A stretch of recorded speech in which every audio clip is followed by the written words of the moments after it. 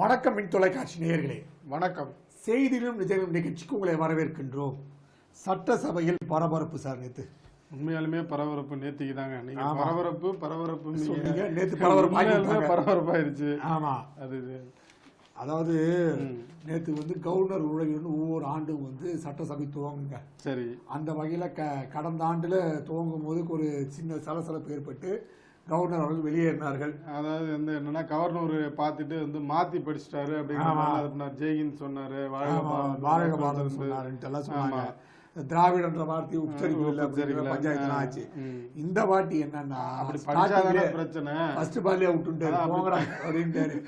நீங்க அப்படி படிச்சாதானே பிரச்சனை, படிக்காம போயிடுறேன் அப்படின்னு சொல்லிட்டு மொத்தமா படிக்காம கேம் எல்லாம் விளையாடி 50வது ஓவர்ல 20வது ஓவர்லயோ 50வது ஓவர்லயும் முடியும் அவுட் ஆகணும்ட்டு ஃபர்ஸ்ட் பால் அவுட் ஆகிட்டு போயிட்டு டெஸ்ட் மேட்ச் மாதிரி ஏன் ஃபுல்லா ஆடி ஆடி அதுக்கு மொத்தமா 20-20 மாதிரி ஒரே அடியா அடிச்சு கிடையாது போயிட்டாரு. சிக்ஸர் நேத்து அடிச்சுட்டாரு. அடிச்சுட்டு போயிட்டு உள்ள போனோன்னு சொல்லியிருக்காப்பா தேசிய கீதம் பாடுங்கன்னு சொல்லியிருக்காரு. அந்த சபாநாயகத்தையும் சொல்லியிருக்காரு, முதல்வர்கிட்டையும் சொல்லியிருக்காரு. 2 பேர் கண்டுகொள்ள.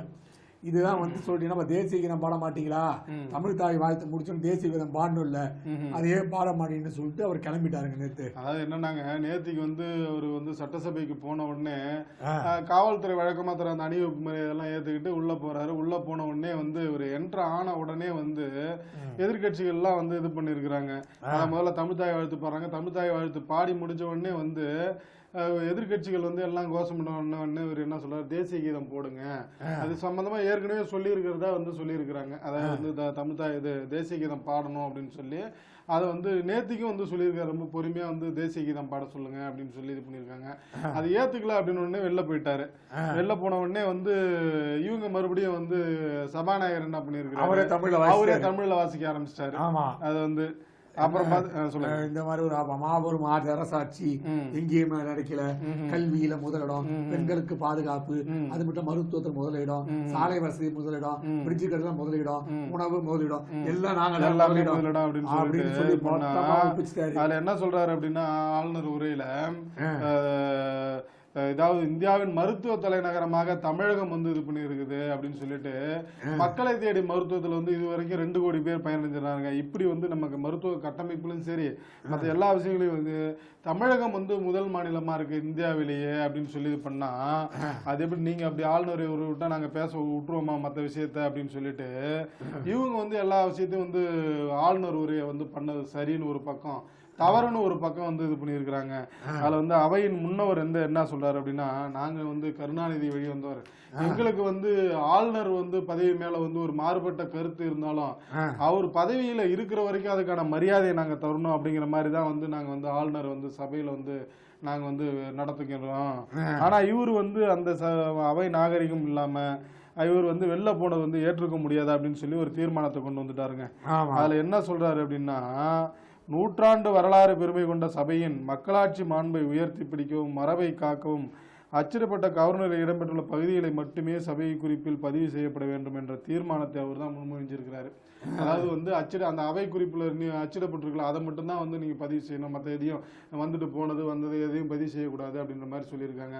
இவங்க ஒரு பக்கம் அப்படி சொல்லி இது பண்ணா கூட உடனே ஊடகங்கள்லாம் ஒரே இதாச்சு, செய்திகள் வெளியிடணுமா வேண்டாமா ஒரே குழப்பம் வந்துருச்சு.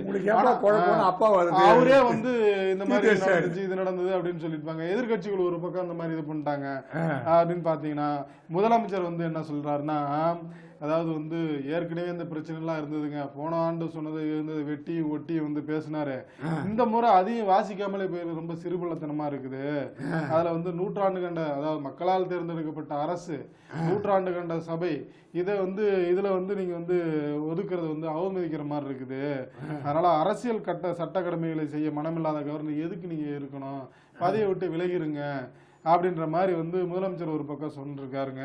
அதே நேரத்தில் கவர்னர் என்ன சொல்றாருன்னா, அவரோட அறிக்கையில என்னன்னா, சரி கரெக்ட் எல்லாம் சரி, ஆனா என்னோட நடவடிக்கை நீ கட் பண்ண, என்னோட செயல்பாடு ஏங்க சென்சார் பண்ணீங்க நீங்க, அதாவது ஊடகங்களுக்கு ஏன் நீங்க சென்சார் பண்ணி போட்டீங்களே அப்படின்னு கவர்னர் அவர் தன்னோட விளக்கத்தை அதுதான் என்ன சொல்றாரு, தமிழக சட்டசபை நடவடிக்கைகள் ஒட்டுமொத்தமாக தணிக்கை செய்யப்பட்டிருப்பது அவசர காலத்தை நாட்டுக்கு நினைவூட்டுவதாக அப்படின்னாரு. ஏன்னா அவசர காலத்துலதான் அந்த பத்திரிகைகளுக்கு எல்லாம் இது பண்ணிருந்தாங்க.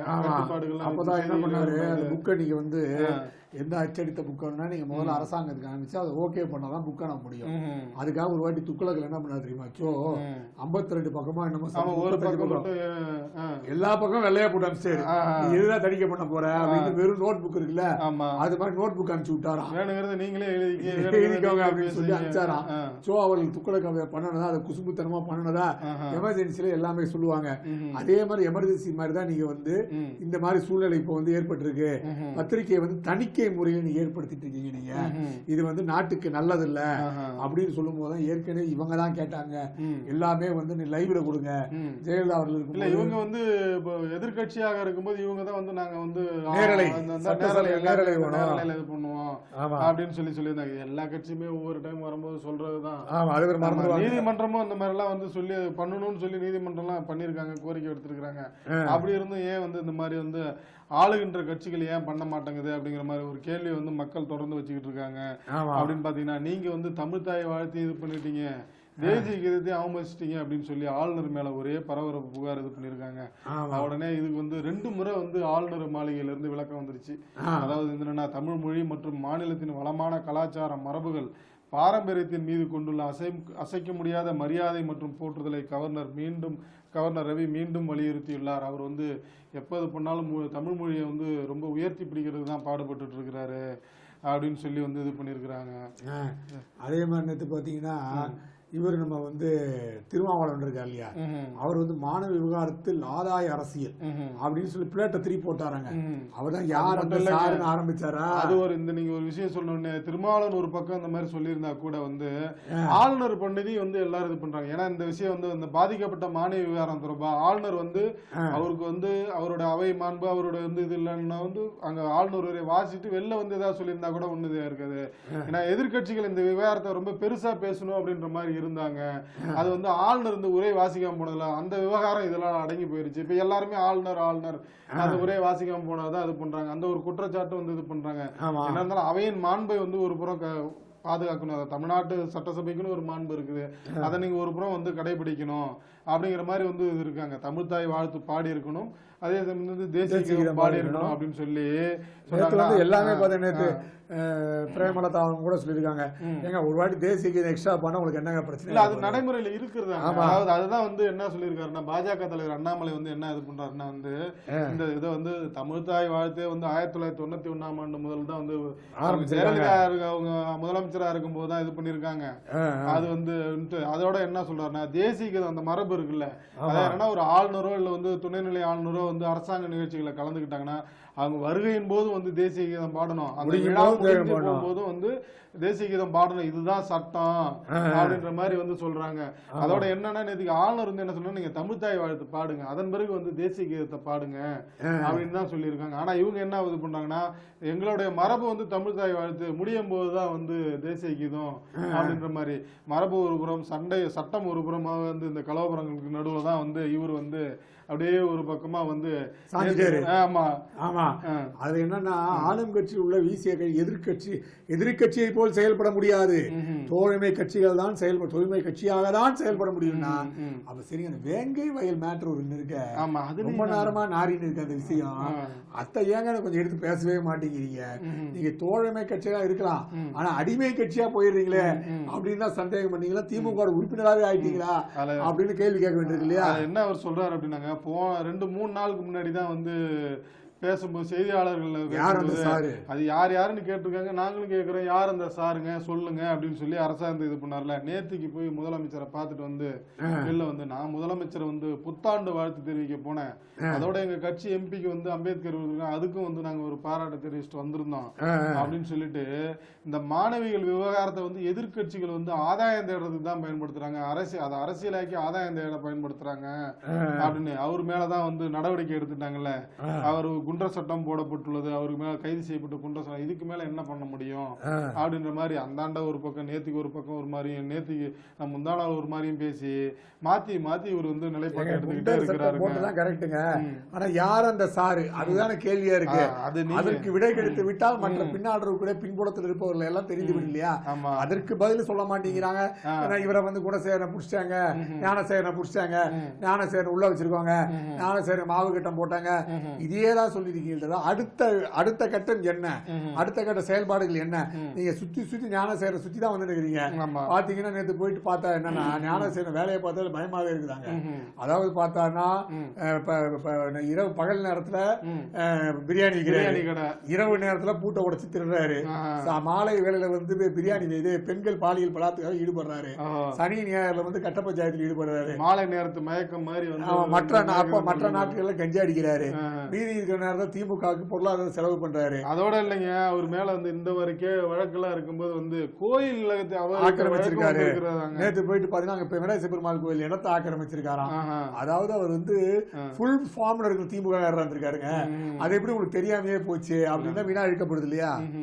நீங்க அப்படி சொன்னீங்க அப்படின்னா, நீங்க என்னதான் யார் இந்த சார்னு சொல்லி நீங்க அதை கேட்காதீங்க அப்படின்னு மாத்தி விட்டா கூட அது வந்து அதிமுக வந்து அந்த விவகாரத்தை வந்து விடுறதா இல்ல அப்படின்ற மாதிரி நேத்திக்கு வந்து ரொம்ப ஃபோர்ஸா வந்து சட்டசபையில வந்து இங்க இருந்து போகும்போதே வந்து எல்லாருமே அதிமுக உறுப்பினர்கள் சட்டையில வந்து பேட்ச் மாட்டி யார் அந்த சார் அப்படின்னு சொல்லி வந்து மாட்டிக்கிட்டு போன உடனே போய் வந்து அவை ஆளுநர் உரையை ஆரம்பிக்கிறதுக்கு தமிழ்தாய் வாழ்த்து முடிச்ச உடனே இவங்க வந்து உடனே அப்படியே வந்து கத்த ஆரம்பிச்சிட்டாங்க. உடனே வந்து சபாநாயகர் வந்து அதிமுக உறுப்பினர்கள் சபையில் வந்து கலவரம் ஏற்படுத்தும் நோக்கிலே வரீங்க அப்படின்னு சொல்லி சபை வந்து சட்டசபை காவலர்களை கூப்பிட்டு நீங்க வந்து எல்லாத்தையும் அவங்களை வந்து வெளியேற்றுங்க அப்படின்னு எல்லாத்தையும் அள்ளி வந்து வெளில வந்து அங்க பதாகை ஏந்தி வந்து ஒரே போராட்டங்க யார் அந்த சார் அப்படின்னு சொல்லி வந்து அவங்க வந்து செய்தியாளர்களை சந்திக்க ஆரம்பிச்சிட்டாங்க.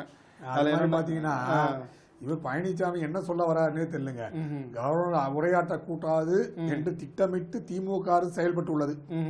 ஏற்கனவே 2-3 முறை திமுக அரசின் அவலங்களை ஆதாரங்களோட கவர்னரிடம் புகார் தெரிவித்தோம், ஆனால் நடவடிக்கை இல்லை. அதாவது அவர் பேச உள்ளனாலும் சொல்றாங்க, நான் அவங்கள்ட்ட புகார் கொடுத்தோம் நடவடிக்கை எடுக்கலையும் சொல்றாங்க. நேற்று என்ன கேட்டிருக்காரு ஸ்டாலின் தெரியுமில்ல, இந்த மாதிரி நீங்க வந்து அவமானப்படுத்திருக்காரு தமிழ் தாய் வாழ்த்த சட்டசபையை, நீங்க போராடுவீங்களா அப்படின்னு கேட்டா அதுக்கு பதில் சொல்லலையே அப்படின்னு மாதிரி கேக்குறாங்களா. அது மட்டும் இல்ல, இன்னொரு விஷயம் என்னன்னா, இன்னைக்கு காலையில திமுக வந்து 10 மணிக்கு அனைத்து மாவட்டங்களையும் போராட்டம் ஆரம்பிச்சிருக்காங்க.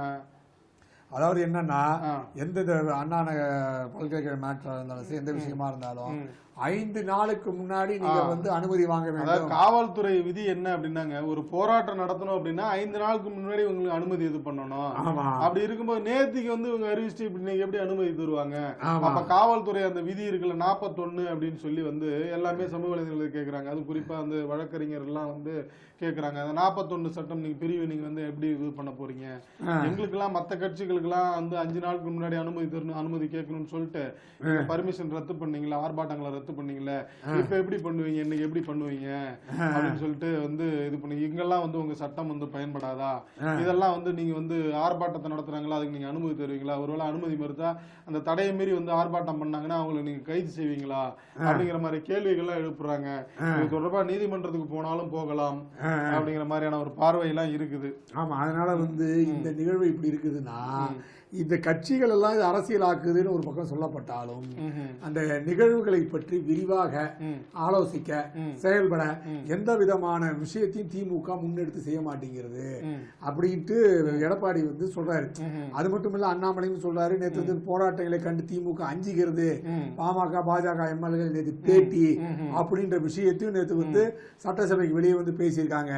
சட்டசபை 11ஆம் தேதி வரை நடக்கும் அப்படின்னு சொல்லிட்டாங்க. அலுவல் ஆய்வு கூட்டம் முடிஞ்ச உடனே வந்து சபாநாயகர் வந்து தான் வந்து அந்த விஷயங்கள்ல அந்த ஊடகங்களுக்கு எல்லாம் நாளிதழ்களுக்கு எல்லாம் கட்டுப்பாடு இது பண்ணாங்கல்ல, அவை குறிப்புல இருந்து மற்ற விவரங்கள் எதையும் பேசக்கூடாது வரக்கூடாது அப்படின்னு சொல்லி கட்டுப்பாடு இது பண்ணியிருந்தாங்கல்ல, அததான் வந்து அவர் வந்து அலுவல் ஆய்வு கூட்டம் முடிஞ்ச உடனே சட்டசபை எத்தனை நாட்களுக்கு நடக்கும் அப்படின்னு சொல்லி வந்து ஜனவரி 11ஆம் தேதி வரை நடக்கும், அதாவது நன்றி தீர்மானத்தின் மீது முதல்வர் பதிலுரை அறிவிப்பார்ல அதோட முடியுதுங்க அப்படின்னு சொல்லிட்டு இது பண்ணும்போது தான் இந்த விஷயங்கள்லாம் வந்து சொல்றாரு. கவர்னர் வந்து இந்த மாதிரி பண்ணிட்டாரு, அதை உரையை வாசிக்காமல வெளிநடப்பு பண்ணிட்டாரு, இது வந்து ரொம்ப அரசமைப்பு சட்டத்தின்படி ரொம்ப தவறு, அவரோட வேலையை அவர் பார்க்கணும், நீங்க என்ன இது பண்ணாலும் நாங்க வந்து சட்டசபை மரபை வந்து நாங்க மீற மாட்டோம், தமிழ்தாய் வாழ்த்து தேசிய கீதம் இப்படிதான் நாங்க இது பண்ணுவோம் அப்படின்னு சொல்லிட்டு தான் இந்த இதெல்லாம் வந்து அவர் சொல்றாரு. ஊடகங்கள், அதாவது பத்திரிகைகள் மற்றும் ஊடகங்கள் அச்சிடப்பட்ட தமிழ் ஆங்கில உரையை தவிர வேறு எந்த செய்தியையும் சட்டசபையில் சார்பில் நடந்ததாக அறிவிக்க கூடாது என்று உத்தரவிட்டார். சட்டசபை முடிந்து செய்தியாளர்களை அவர் சந்தித்த போது அவரே சபையில் நடந்த நிகழ்வுகளை தெரிவித்தார் அப்படின்னு வந்து செய்திகள் இருக்கு. நீங்களே ஒரு பக்கம் வந்து கட்டுப்பாடு விதிப்பீங்க, நீங்களே அதை மிருகத்தை இது பண்ணி விடுவீங்களா, தளர்த்தி விடுவீங்களா அப்படின்ற மாதிரியான கேள்விகள்லாம் வந்து இதாயிட்டு இருக்குது. இதுல ஒரே குழப்பம் ஆயிடுச்சு அவங்களுக்கு. ஆமா, இதுல பாத்தீங்கன்னா நீங்க சட்டசபையில இது நிகழ்வுனா இன்னைக்கு நாளைக்கு நாளானைக்கு வேற நடைபெற இருக்கின்றது. அதுல விவாதம் வேற நடைபெற இருக்கின்றது. விவாதத்துல கண்டிப்பாக எதிர்கட்சிகள் வந்து கண்டிப்பாக குரல் எழுப்புவாங்க.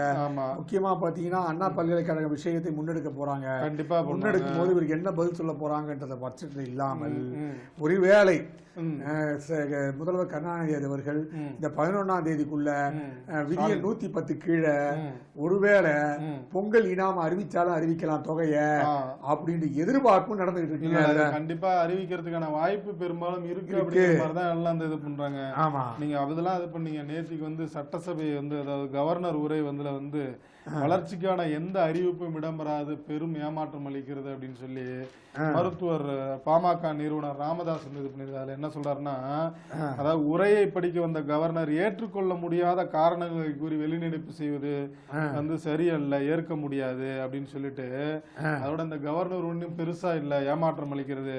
அதுல பாத்தீங்கன்னா ஜாதிவாரி மக்கள் தொகை கணக்கெடுப்பு நடத்துவது தொடர்பான அறிவிப்பு கவர்னர் உரையில் இடம்பெறாது, மிகப்பெரிய சமூக அநீதி அப்படின்னு சொல்லி இது பண்ணிருக்காரு. இந்த மாதிரி விஷயங்கள்லாம் விட்டுட்டு நீங்க இந்த டைவர்ட் ஆகிறதுக்கு ஏன் வந்து இந்த மாதிரி எல்லாம் பண்றீங்க அப்படின்ற மாதிரி அவர் வந்து அறிக்கை இது பண்ணியிருக்கிறாருங்க. அதே மாதிரி பார்த்தீங்கன்னா தமிழக பாஜக பொருளாளர் SR சேகர் அவர் என்ன சொல்றாரு, 2019 லோக்சபா தேர்தலில் திமுகவிடம் வாங்கி 25 கோடி ரூபாய் செலவாகி விட்டாலும் கம்யூனிஸ்ட் கட்சிகளை போராடி விடாமல் திமுக அரசு தடுத்தாலும் கம்யூனிஸ்ட் கட்சி முன்னாள் மாநில செயலாளர் பாலகிருஷ்ணன் அரசுக்கு எதிராக பொங்கி எழுந்துள்ளார். அதுக்கு வந்து அரசு ஊழியர்களுக்கு அகவிலைப்படை வழங்க முதல்வர் திமுகவின் கிளைக்கழகமாக ஊதிய உயர்வு கொடுக்க வேண்டும் அப்படின்னு சொல்லி, எப்படி வந்து ஊதியம் என்னென்ன முந்தானத்தெல்லாம் வாட்ஸ்அப்ல எல்லாம் வந்துட்டு இருந்துச்சு. அதாவது நீங்க வந்து போனை ரீசார்ஜ் பண்ணீங்கன்னா அந்த அமௌண்ட் குறைஞ்சிக்கினே வரும் பாருங்க, குறைஞ்சுன்னா போன் வேலை செய்யாது. அது மாதிரி 25 கோடி ரூபாய் ரீசார்ஜ் பண்ணிருக்காங்க திமுக. அந்த ரீசார்ஜ் அமௌண்ட் முடிஞ்சு போச்சு. அதனால கம்யூனிஸ்ட் வந்து ஒர்க் பண்ண மாட்டேங்குது. திருப்பி இந்த 25 கோடி ரீசார்ஜ் பண்ணாதான், ஒருவேளை இன்னைக்கு செலவு கொஞ்சம் அதிகமா இருக்குவீங்க, 5-10 கோடி எக்ஸ்ட்ரா போடணும். திருப்பி நீங்க எக்ஸ்ட்ரா ரீசார்ஜ் பண்ணாதான் அந்த போனே வேலை செய்யும், கம்யூனிஸ்ட் போனு அப்படின்னு சூசகமாவே போட்டிருந்தாங்க வலைதளங்கள்ல. சோ அதுக்காக தான் போராட்டம், இந்த கொந்தளிப்பு அப்படின்னும் போது SR சேகர் என்ன இவர் என்ன சேகர் பாபு என்ன தெரியுமா சொன்னாரு, உங்களோட கோரிக்கை நிறைவேற்றப்படும். அது என்ன கோரிக்கை, அது மட்டும் என்ன உங்களோட தேவையும் நிறைவேற்றப்படும் இருக்காரு. உங்கள் தேவை என்னன்ற வார்த்தையை தான் அடிக்கோடிட்டு பார்க்க வேண்டியிருக்குதுங்க. நீங்க அப்படி இது பண்ணீங்கன்னா உங்க தேவை என்னன்னா, மக்கள் தேவைகளை, மக்கள் பிரச்சனைகளை வந்து கையில் எடுத்து போராடுவதற்கு வந்து அணுகுமுறையை மாற்றியது அதிமுக. உள்ளூர் பிரச்சனைகளுக்கு குரல் கொடுங்க அப்படின்னு வந்து செய்தி வெளியா இருக்குங்க. என்ன அப்படின்னா, கடந்த ஒரு 3 வருஷமாவே வந்து உண்மையான அதிமுக வந்து எதிர்கட்சியா செயல்படல அப்படின்னு சொல்லி வந்து அவங்க கூட்டணி கட்சி சார்பிலையும் வந்து இது பண்ணியிருந்தாங்க, பொதுமக்கள் சார்பிலையும் சமூக வலைதளங்கள்லாம் இருந்துச்சு. அதிமுக என்ன பண்ணுது, எந்த விவகாரங்களையும் அவங்க போராட மாட்டேன்றாங்களே அப்படின்னு சொல்லி வந்து ஒரு குற்றச்சாட்டு இருந்த நேரத்துல, ஒரு வந்து இது இருந்த நேரத்துல இவங்க இப்பதான் வந்து ஃபுல்லா வந்து போக்கஸ்டா வந்துகிட்டு இருக்கிறாங்க அப்படின்னு சொல்லிட்டு இது பண்ணும்போது வந்து அவர் வந்து எடப்பாடி பழனிசாமி என்ன சொல்றாங்க, உள்ளூர் இதெல்லாம் இருக்கட்டும் ஒரு பக்கம், அந்தந்த பகுதிகள் சார்ந்த உள்ளூர் பிரச்சனைகளை கையில் எடுங்க அப்படின்னு சொல்லி மாவட்ட செயலாளருக்கு அறிவுறுத்தி இருக்கிறாங்க. அதாவது என்னன்னா, இப்ப வந்து எலெக்ஷனுக்கான வந்து இதெல்லாம் வந்து மும்முரமாயிட்டு இருக்க நேரத்துல நம்ம வந்து முதல்ல இந்த மாதிரியான பிரச்சனைகளை கையில் எடுத்து போராடுங்க, அப்பனாதான் வந்து நம்ம வந்து 200 வந்து ஜெயிக்க முடியும் அப்படின்ற மாதிரி வியூகங்களை வகுத்துட்டு இருக்காங்க. ஆமா, அதே நேரத்தில் பாத்தீங்கன்னா எங்கேயாவது இந்த ஒருத்தர் இந்த வீட்டுல இருந்து ஹோம் பாலிடிக்ஸ் பண்ணிருக்காருல்ல, அவர் என்னன்னா சரி சும்மா இருப்பார் பார்த்தா அவர் வேற யாரு, தாவேகா தலைவர் விஜய் மத்திய அரசால் நியமிக்கப்படும் கவர்னர் யாராக இருந்தாலும் தமிழக சட்டசபை மரபை காக்கும் நடவடிக்கைகளை பின்பற்றியே ஆக வேண்டும். ஒவ்வொரு முறையும் சட்டசபை கூடும் போது மரபு சார்ந்த செயல்பாடுகள் கவர்னரும் அரசுக்கும் இடையே மோதல் போக்கு உருவாகுவது தொடர் கதையாக வருகிறது. இது ஜனநாயகத்துக்கு நல்லதல்ல, இந்த போக்கு கைவிடப்பட வேண்டும் அப்படின்னு அவர் ஒரு அறிக்கை விட்டாருங்க. அதனால வந்து அவர் நீங்க களத்துல இருக்காரு அப்படின்னு சொன்னீங்கன்னா, நேற்று வந்து அந்த எத்தனை வாக்காளர்கள், எத்தனை இளைஞர்கள் அப்படின்னா நேற்று வழி இருந்திருக்குல்ல, இளைஞர்கள் வாக்கு கொஞ்சம், பெண்கள் வாக்கு கொஞ்சம் அதிகமா இருக்குங்க. அதனால வந்து பெண்கள் வாக்கு கவர்றதுக்கு தான் இப்ப எல்லாமே தங்கள் திட்டங்களை செயல்படுத்தி கொண்டிருக்கின்றார்கள். நீங்க அப்படி இது இந்த பரபரப்புக்கு மத்தியில் நேத்துக்கு ஒரு விஷயம் நடந்துருங்க. கள்ளச்சாராய வழக்குல அந்த 18 பேர் மேல குண்டாஸ் பதிந்தாங்க. அதை ரத்து செஞ்சிருச்சு நீதிமன்றம், சென்னை உயர் நீதிமன்றம். என்னன்னா இந்த கள்ளக்குறிச்சி இது இருக்கு, கள்ளக்குறிச்சி கருணாபுரம் மாதவச்சி சங்கராபுரத்துல கள்ளச்சாராயம் குறித்து ஒரு 60க்கும் மேற்பட்டோர் உயிர் வந்தாங்கல்ல. அது சம்பந்தமா அதிகாரிகளை பதவி நீக்கம் பண்ணது, இடமாற்றம் பண்ணது, இதெல்லாம் ஒரு பக்கம் இருக்கும்போது அந்த சம்பவத்துல ஈடுபட்ட ஒரு 18 பேர் மேல குண்டாஸ் பதிஞ்சிருக்காங்க. குண்டாஸ் பதிவு சம்பந்தம் அதை எதிர்த்து நீதிமன்றத்திலே இது பண்ணியிருக்கிறாங்க. அப்போதுதான் என்ன இது பண்றாங்கன்னா, அதுல சிலருக்கு தமிழே படிக்க தெரியல, அவர்களுக்கு எதிரான குண்டர் தடுப்பு சட்டத்துக்கு உத்தரவு உள்ளிட்ட ஆவணங்களுக்கு தெரிந்த மொழிகளில் மொழிபெயர்ப்பட்டு வழங்கப்படவில்லை அப்படின்னு சொல்லிட்டு, குண்டர் தடுப்பு சட்டம் என்பது அரசியலமைப்பு சட்டத்தில் உத்தரவாதம் அளிக்கப்பட்டுள்ள சுதந்திரத்திற்கான அடிப்படை உரிமையை குறைப்பதாகும் என கூறி குண்டர் தடுப்பு சட்டத்தின் கீழ் கைது செய்யப்பட்டதை ரத்து செய்தனர் அப்படின்னு சொல்லி நேற்றுக்கு உத்தரவு இதாயிருக்குதுங்க. ஆமா, அதே மாதிரி உள்ளுக்குள் உள்ள பிரச்சனையை ரோட்டுக்கு எடுத்து வராதீர்கள் அப்படின்னு பிஎல் சந்தோஷ் இருக்காருங்களா, அமைப்பு பொதுச் செயலாளர், அவர் நேற்று 4ஆம் தேதி 3ஆம் தேதி நடக்க வேண்டிய கூட்டம் 4ஆம் தேதி மாத்தி நடந்துச்சுங்க. இப்ப 4ஆம் தேதி கூட்டத்தில் சொல்லியிருக்காங்க, நீங்க எல்லாம் டெல்லிக்கு போயிட்டு மாநில தேர்தல் நடக்க போகுது, தலைவர் தேர்தல் நடக்க போகுது, டெல்லிக்கு எல்லாம் படையெடுக்கிறீங்க, படையெடுக்க உங்களுக்கு எல்லாம் போஸ்டிங் வேணும்னு கேக்குறீங்க, அதனால பெரிய நெருக்கடி கொடுத்துட்டு இருக்கீங்க, இனிமேல் நீங்க போய் தேவையில்லாம என்ன டார்ச்சர் பண்ணாதீங்க, நீங்க என்ன பண்ணுங்க, நம்ம சக்கரவர்த்தி இருக்காருல்ல, சக்கரவர்த்தி அவர்கிட்ட நீங்க ஏதாவது சொல்லுங்க. அவர் என்ன அதில் சொல்றாருன்னா, நீங்க உங்க செல்வாக்கை பயன்படுத்தி எத்தனை முறைக்கு வேணாலும் டெல்லி போய் பாக்குறீங்க, எப்படி பார்த்தாலும் இங்க மாறுறதுக்கு வாய்ப்பு இல்லை அப்படிங்கிற மாதிரி சொல்லிட்டாராங்க. அதோட என்னன்னா, உங்களுக்கு பிடித்தவரா சக்கரவர்த்தி இருக்கிறாரு, அவர்கிட்ட சொல்லுங்க, அவர் என்கிட்ட சொல்லுவாரு அப்படின்னு இருப்பாரு. நீங்க தேவையில்லாம எல்லாத்தையும் ஏன் போட்டு எல்லாம் எனக்கு போன் பண்ணி டார்ச்சர் பண்றீங்க அப்படின்ற விஷயத்தை அதோட என்னன்னா, உங்களுக்குள்ள கருத்து வேறுபாடு தான் நீங்களே பேசி முடிவு பண்ணீங்க, ரோட்டுக்கு வெளியில கொண்டு வராதீங்க, வெளியில கொண்டு இது பண்ணாதீங்க, என்ன இது பண்ணாலும் மாநில தேர்தல் விவகாரத்துல கட்சி வளர்ச்சியை நோக்கி இது பண்றதுக்கு தான் தேசிய தலைமை முடிவெடுக்கும் அப்படின்ற மாதிரி அவர் மறைமுகமா அண்ணாமலை தான் இருப்பாருங்க அப்படிங்கிற மாதிரி சூசகமா சொல்லிட்டாருங்க. ஆமா, அதே மாதிரி பாத்தீங்கன்னா சத்தீஸ்கர் தாக்குதல்ங்க 8 வீரருக்கு பலி. சத்தீஸ்கர் தீவிர தேடுதல் வேட்டை. ஏன்னா சத்தீஸ்கர் அந்த பகுதியெல்லாம் பார்த்தீங்கன்னா நக்சல் அதிகப்படியாக செயல்படக்கூடிய பகுதியாக சத்தீஸ்கர்லாம் பார்க்கப்படுகிறது. அங்கே உதாரணமாக இந்த கம்யூனிஸ்டுகளின் அடிப்படைவாதிகளாக சொல்லப்படக்கூடிய நக்சல்வாதிகள் அங்கே அதிகமாக செயல்படுகிறார்கள். அதுமில்ல அந்த பார்டரில் இருக்கக்கூடிய பகுதிகளிலே இவங்க அதிகமாக செயல்படுவாங்க. அதுவும் முக்கியமாக பார்த்தீங்கன்னா வனப்பகுதிகள், அங்கெல்லாம் அதிகமாக இவர்கள் நடமாட்டம் இருக்கக்கூடிய சூழ்நிலை. அங்க நேற்று தாக்குதல் நடந்திருக்கு. தாக்குதல் 8 வீரர்கள் பலியா இருந்திருக்காங்க. இருந்தாலும் தீவிர வேட்டையில நேற்று ஈடுபட்டிருக்காங்க சார். அப்படி பாத்தீங்கன்னா கொரோனா மாதிரியே ஒண்ணு வந்திருக்குங்க, HMP தீ நுண்மி, அதாவது வைரஸ் மொத்தம் இந்தியாவில் மொத்தம் 5 பேர் இருக்குங்க. அது தமிழ்நாட்டில் 2 பேரு, அதோட பெங்களூர், அதாவது கர்நாடகம், குஜராத்தில் 3 என மொத்தம் 5 பேருக்கு வந்திருக்குங்க. மெட்டோ நியூபா வைரஸ், அதாவது HMB அப்படின்னு சொல்லிட்டு இது வழக்கமா இருக்கிற மாதிரியான விஷயங்கள் தான். அது ஒன்றும் உருமாற்றம் அடையல, அதனால பயப்பட வேண்டாம் அப்படின்னு ஒரு பக்கம் தமிழ்நாடு சுகாதாரத்துறை சார்பில் சொல்லி மத்திய சுகாதார தரப்பில் சொல்லியிருந்தால் கூட, அதாவது என்ன அதுன்னா, HMB வைரஸ் என்பது கடந்த 2001 முதல் தமிழகத்தில் நிலவி வரும் சாதாரண வைரஸ் தொற்று தான். அதுக்கு நீ ஓய்வு மற்றும் நீர் சத்தை தக்க வைக்கும் சிகிச்சைகளை மேற்கொண்டால் தானாகவே அந்த பாதிப்பு சரியாகிவிடும். அதனால நீங்க ரொம்ப அச்சப்பட வேண்டாம், பொதுமக்கள் அச்சப்பட வேண்டாம். வேணும்னா நீங்க பொது இடங்களில் போகும்போது முகக்கவசம் அணிந்து கொள்ளலாம், சமூக இடைவெளியை கடைபிடித்து தொற்று ஏற்படாமல் தற்காத்து கொள்ளலாம் அப்படின்னு சொல்லி தமிழக சுகாதாரத்தில் ஒரு பக்கம் இது பண்ணும்போது நாங்கள் இந்த விவகாரத்தை ரொம்ப தீவிரமாக கண்காணிச்சுக்கிட்டு வரோம் அப்படின்னு சொல்லி, இந்த எல்லாமே பாதிக்கப்பட்டவங்க எல்லாருமே குழந்தைகள் தானுங்க. 5 பேருமே குழந்தைகள் தான். அவங்க வெளிநாடும் செல்லல, அவங்களுக்கு சம்பந்தப்பட்ட சுற்றி இருக்கவங்களுக்கு எந்த பாதிப்பும் இல்லை. அப்புறம் எப்படி வந்தது அப்படின்னு சொல்லி தீவிரமாக நம்ம பரிசோதனை ஆய்வு பண்ணிக்கிட்டு இருக்கோம் அப்படின்னு சொல்லிட்டு, தற்போது சீனா மற்றும் அண்டை நாடுகளில் அந்த அதாவது வைரஸின் பாதிப்பு குறித்து மத்திய சுகாதாரத்துறை அமைச்சகம், இந்திய மருத்துவ ஆராய்ச்சி கவுன்சில், தேசிய நோய் கட்டுப்பாட்டு மையம் அதை உன்னிப்பாக கவனிச்சுக்கிட்டு வரோம். இந்த HMV வைரஸால் ஏற்பட்டுள்ள சூழலை கவனத்தில் கொண்டுள்ள உலக சுகாதார அமைப்பு அது குறித்த அறிக்கை விரைவில் மத்திய அரசிடம் சமர்ப்பிக்கும்.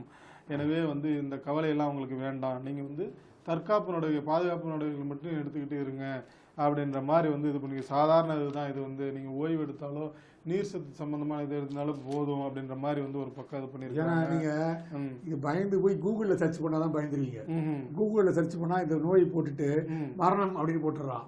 அதனால பொதுமக்கள் என்ன ஆயிடுறாங்க, அதை பார்த்து பயந்து போயிட்டு ஐயோ அச்சத்தை ஏற்படுத்துது. அதனால கிடையாது, அதெல்லாம் கவலைப்படாதீங்க. சரியான மருத்துவ முறைகளை மருத்துவ சிகிச்சை வழங்கப்பட்டால் இந்த பிரச்சனை எல்லாம் தீரும் அப்படின்னு சொல்லப்பட்டது. அதுக்கு என்ன காரணம் அப்படின்னாங்க, இந்த செய்தி வந்த உடனே, இந்த மாதிரியான ஒரு வைரஸ் பாதிப்பு அப்படின்னு செய்தி வந்த உடனே சீனாவில் வந்து வழக்கம் போல வந்து மருத்துவமனைகள்ல போய் வந்து நோயாளிகள் குமிஞ்சிடுவாங்க அப்படின்னு சொல்லி ஒரு வீடியோவும் இதாக இருந்துச்சு. அதெல்லாம் பார்த்துட்டு தான் வந்து மக்கள் ரொம்ப பயந்து இதாகி அப்படின்னு அந்த பயந்த நேரத்தில் தான் இந்த மாதிரியான ஒரு அறிக்கையெல்லாம் அவங்க வெளியிட்டிருக்கிறாங்க. ஆமாம், அப்படி பார்த்தீங்கன்னா நேற்றுக்கு ஒருத்தர் பேசுனது, முந்தா நாள் பேசுனது ஒருத்தர் பரபரப்பாயிடுச்சுங்க. பொதுவாக அந்த பபாசி புத்தக காட்சி வளாகத்தில் போய் வந்து எல்லாரும் பேசுவாங்க. வழக்கமாக வந்து அந்த புத்தகங்கள் விமர்சனம் அப்படிங்கிற மாதிரியான கூட்டங்கள்லாம் நடக்கும். அதில் வந்து நாம் தமிழர் கட்சி ஒருங்கிணைப்பாளர் வந்து பேசியிருக்கிறாரு. அது வந்து அவர்கிட்ட பேசும்போதே வந்து சொல்லியிருக்காங்க, இது வந்து புத்தக கண்காட்சி, இது இங்கே அரசியல் பேசாதீங்க அப்படின்னு வந்து சொல்லி அனுப்பிச்சோம். அவர் அங்கே போய் பேசுனது ஒரே பரபரப்பாயிடுச்சாங்க. அதில் என்ன சொல்றாரு அப்படின்னா, இந்த பக்கம் வந்து கம்பர் பாதை இருக்கிறது, இந்த பக்கம் ஔவை மூதாட்டி பாதை இருக்கிறது, இந்த பக்கம் பாரதியார் பாதை இருக்குது அப்படின்னு சொல்லிட்டு இந்த அப்படி இப்படின்னு ஒவ்வொரு பாதையாருன்னு சொல்லிட்டு ஒரு பக்கத்தை காட்டி இது நாசக்கார பாதை, இந்த பாதை வழியாக நீங்கள் சென்று விடாதீர்கள் அப்படின்னு சொல்லி வந்து ஒரே இது பண்ணிட்டாருங்க, ஒரே போடா. அதாவது என்னன்னா, கம்பர் வந்து நாட்டரசன் கோட்டில் பிறந்தவர் வந்து இந்த சிறிய வயதிலே வந்து எல்லாத்தையும் எழுதினாரு. அவருக்கு யாருங்க தமிழ் கற்றுக் கொடுத்தா? நீங்க என்னமோ தமிழ்னு சொல்லி இது பண்றீங்க. அவருக்கு யார் கற்றுக் கொடுத்தா? எங்க அவ்வை பாட்டுக்கு யார் வந்து தமிழ் கற்றுக் கொடுத்தா? அவங்க எல்லாம் கத்துக்கலையா? நீங்க என்னமோ புதுசா வந்து நீங்க தான் தமிழ் கற்றுக் கொடுத்த மாதிரி, நீங்க தான் வந்து என்னமோ வந்து தமிழுக்காக பாடுபட்ட மாதிரி ரொம்ப பெருமை இது பண்ணிக்கிறீங்க. இதெல்லாத்தையும் நான் வந்து நொறுக்குவேன், நீங்க நடத்துங்க, இப்போ நடத்துங்க, நான் வந்து பாத்துக்கிறேன் அப்படின்ற மாதிரி அவர் பேசின விஷயங்கள்லாம் ஒரே பரபரப்பாச்சுங்க. அதை ஒட்டி அந்த பபாசி வந்து அவங்க அந்த செயற்பாட்டில் இருக்காங்கல்ல, அவங்க தான் வந்து நாங்க வந்து பபாசி மேடையில் புத்தகம் குறித்து பேச வேண்டும், அரசியல் விமர்சன தளமாக கூட என்று அறிவுறுத்தி தான் அவர் அனுப்பிச்சோம். இருந்தாலும் வந்து அதெல்லாம் புறந்தள்ளிட்டு வந்து பபாசி உள்ளிட்ட அனைவருக்கும் தர்ம சங்கடத்தை ஏற்படுத்துற மாதிரி அவர் பேசிட்டாரு. புத்தக காட்சி வளாக மரபை மீறி ஒரு அரசியல் விமர்சனம் எனும் பெயரில் பேசியது வருத்தம் அளிக்கிறதுன்னு அவங்க ஒரு பக்கம் வந்து அந்த புத்தக கண்காட்சி செயற்பாட்டாளர் ஒரு பக்கம் சொல்லியிருக்காங்க. நம்ம என்ன ஏற்கனவே இந்த மாதிரியான விவகாரங்கள்லாம் வந்து அந்த புத்தக பேசியிருக்காங்களே, அரசியல் சார்பு அவங்க கொஞ்சம் மென்மையா பேசியிருக்காங்க, கொஞ்சம் தீவிரமா பேசியிருக்காங்க. அதெல்லாம் முன்னாடி விஷயம் என்னன்னா, வழக்கமா வந்து இந்த தேசிய தமிழ் தாய் வாழ்த்து இருக்குல்ல, அது மாதிரி என்னன்னா பாண்டிச்சேரி தமிழ் வாழ்த்து பாடிட்டாங்களாம். ஏன்னா அது வந்து சொல்லியிருக்காரா, இந்த பாட்டு போடுங்கன்னா அது பாடணும்னு உடனே எல்லாம் வந்து தமிழ் தாய் வாழ்த்து தமிழ்நாடு பாடாம இப்படி பாண்டிச்சேரியோட தமிழ் தாய் வாழ்த்தை பாடுவீங்க அப்படின்னு ஒரு பிரச்சனை உருவாக்கிறாங்க. அப்ப அவர் சொல்லியிருக்காங்க, எங்க அது பாரதிதாசன் எழுதிய பாடல், அதுதான் நான் மேடல பாட சொன்னேன். அதுக்கப்புறம் தான் வந்து அது பாண்டிச்சேரி தமிழ் தாய் வாழ்த்து நீங்க சொல்றீங்க, பட் நான் வந்து பாரதிதாசன் பாடலாம் போட சொன்னேன் அப்படின்னு அவர் சொல்ற. அவர் தரப்பிலும் அதே மாதிரி அந்த புத்தக வெளியீட்டாளர் இருக்காங்க பாத்தீங்களா, அவர் தரப்பு எங்களுக்கு தெரியாதுங்க, அது பாரதிதாசன் பாட்டுன்னு தான் சொன்னாரு, அதனால அந்த பாட்டை பாடினோம், கடைசியில் பார்த்தா புதுவையோட வாழ்த்து பாடலாம் எங்களுக்கு தெரியல, அதனால இதுல பெரிய குற்றம் கண்டுபிடிக்க அவசியம் இல்லை என்பது போல முடிச்சிருக்காங்க அவங்க. நீங்க அப்படி சொன்னீங்க அப்படின்னா வந்து இது வந்து பிரம்மபுத்திரா நதி அணையால் இந்தியாவுக்கு பாதிப்பு ஏற்படாது அப்படின்னு சொல்லி வந்து சீனா வந்து இது பண்ணியிருக்கிறாங்க. இந்திய எல்லைக்கு அருகில் உள்ள திபெத்தில் பிரம்மபுத்திரா நதியின் குறுக்கே உலகின் மிகப்பெரிய அணையை கட்ட வந்து சீனா வந்து முடிவெடுத்திருந்தாங்க. அது சம்பந்தமா இந்தியாவுக்கு பாதிப்பு ஏற்படும் அப்படின்னு சொல்லி வந்து சுற்றுச்சூழல் அதை ஒட்டி வந்து இவங்க வந்து அறிக்கை இது பண்ணியிருக்கிறாங்க. இதனால எந்த ப்ராப்ளமும் இல்லை, எந்த பிரச்சனையும் இல்லை அப்படின்னு சொல்லி வந்து சீனா ஒரு பக்கம் அறிக்கை வெளியிட்டிருக்கிறாங்க. நேயர்களே, இன்று பல்வேறு செய்திகளை பார்த்தோம். மீண்டும் நாளை சந்திப்போம். நன்றி, வணக்கம். நன்றி, வணக்கம்.